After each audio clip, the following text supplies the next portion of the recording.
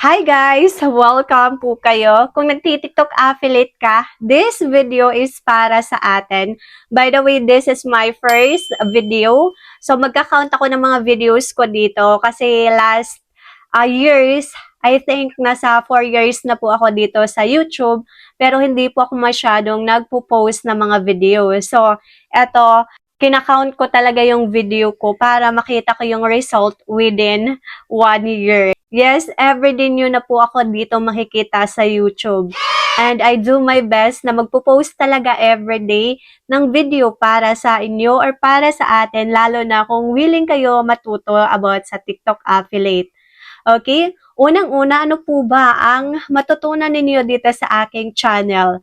Unang-una kong isi-share sa inyo mga Bima is all about GMB Max.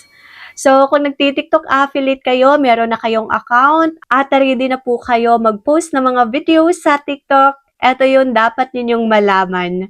Unang-una, again, GMB Max. Paano nyo po ba malaman yung product na yon is merong GMB Max?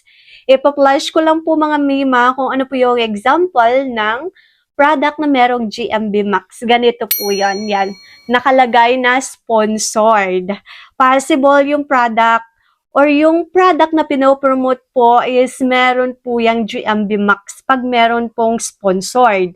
At pangalawa, yung C-Ads. I-click nyo na lang po or i-swipe nyo po yan pa-right, mga Mima. Makikita nyo po yung C-Ads. So, yung C-Ads na yon mga Mima, possible naka-ads code or naka-GMB Max or naka-run ads po yung product na pinopromote ninyo. So, bakit po ba kailangan na malaman yung GMB Max at saka ads? Kasi, pag walang GMB Max at walang ads po yung videos ninyo na ina-upload sa TikTok with Yellow Basket, possible walang masyadong manunood kahit maganda man po yung quality na pinopromote ninyo.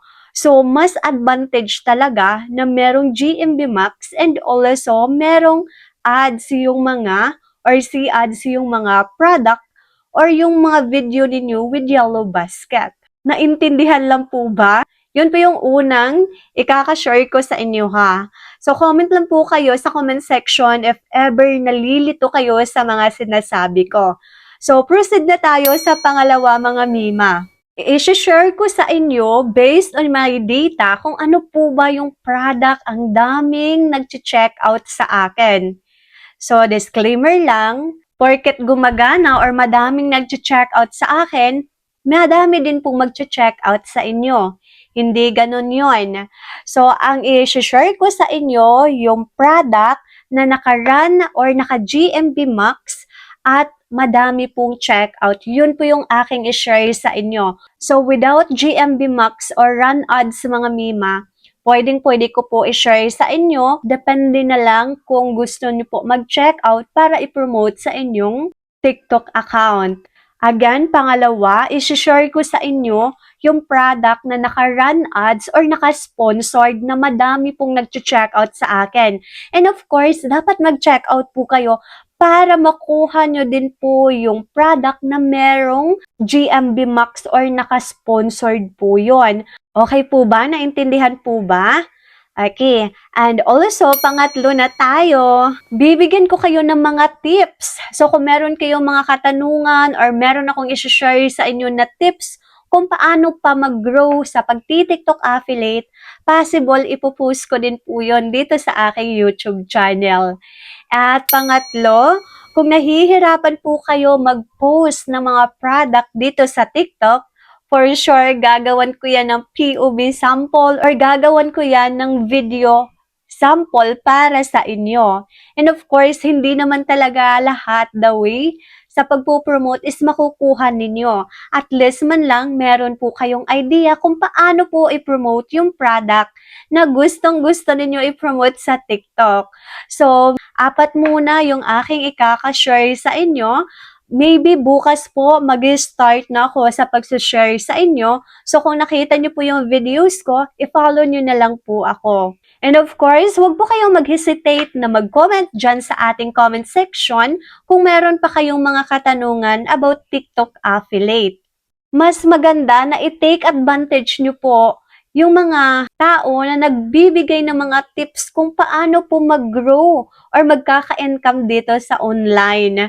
'Di ba? Halos lahat kasi mga Mima is pwedeng-pwede nyo po yan kitain through online mga Mima, like marketing, affiliate, 'di ba?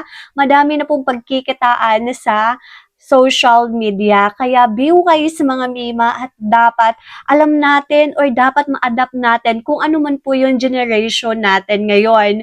Kasi madami na pong mga tao na successful sa pag-a-affiliate, hindi lang sa TikTok, pwede din po sa Shopee and also sa Lazada. Madami pang mga social media mga Mima, pero as of now, sa TikTok muna tayo magpo-focus mga Mima.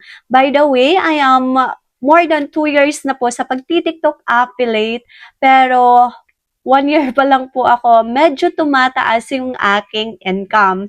At gusto ko lang sana i-share sa inyo kung paano po ba mag-progress sa pagti-TikTok affiliate. Kasi kung meron pong magtuturo sa inyo, mas easy na lang. Pero depende pa din po yan sa inyo kung gusto nyo po gayahin or hindi. And I am sure na hindi nyo man po magaya lahat, at least lang po, meron po kayong idea. Okay, sana naintindihan niyo po ako at sana willing po kayong matuto. Yun lang.